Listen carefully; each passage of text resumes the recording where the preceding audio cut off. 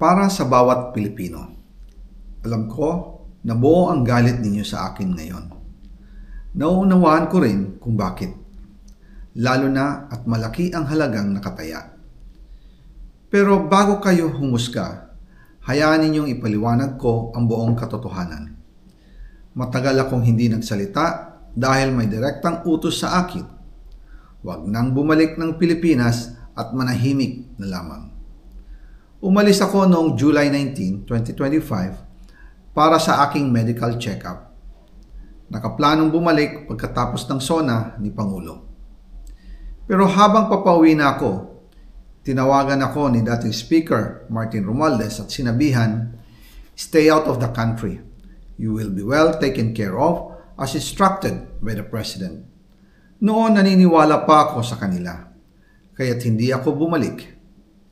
Tumikom ang aking bibig, sumunod ako, pero ang hindi ko alam, ang ibig pala nilang sabihin sa aalagaan ka namin ay gagamitin ako bilang panakipbutas sa kanilang kampanya laban sa korupsyon.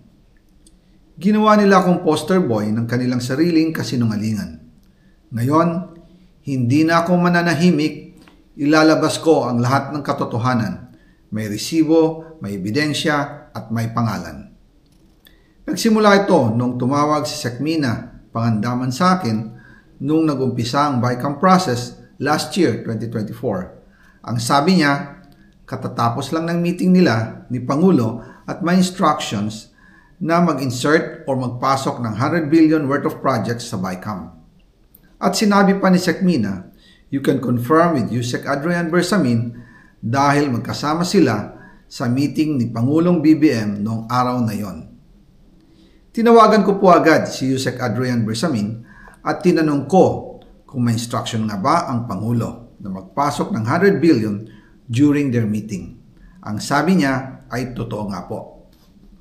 Right after our conversation, tinawagan ko po si dating Speaker Martin Romualdez at nireport ko ang instructions ng Presidente to insert the 100 billion projects.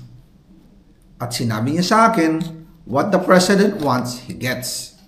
After ng ilang araw, nag-set po ng meeting si Sekmina Pangandaman at Yusek Adrian Bersamin sa amin ni dating Speaker Martin Romualdez sa Aguado Building in front of Gate 4 ng Malacanang at nandun din po si Yusek Jojo Cadiz.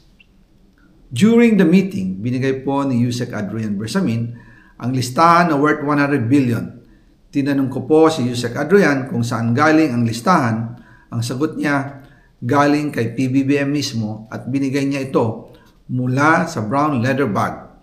Nung sinabi po ni Yusek Adrian Bersamin yung brown leather bag, naalala ko noong nasa Singapore kami right after the elections of May 2022 sa Hilton Hotel, kami ni dating Speaker Martin and PBBM habang pauwi at pabalik ng Pilipinas, hinabol ng PSG ang brown leather bag at ang sabi ni PBBM, maiwan na lahat, wag lang ang brown leather bag. Kaya naniwala ko na utos talaga ito ng Pangulo. Pagkatapos ng ilang araw, I informed sina dating Speaker Martin Romualdez, Sekmina Pangandaman, Yusek Adrian Bersamin, and Yusek Jojo Cadiz na kung pwede 50 billion lang ang ipasok sa program funds dahil so sobra ang DPWH funds versus sa DepEd. In practice, hindi pwede na mas malaki ang budget ng DPWH kaysa edukasyon. And yung balance na 50 billion, ilagay na lang sa unprogrammed funds for the 2025 budget. Dahil Office of the President din ang nagre-release ng lahat ng unprogrammed funds.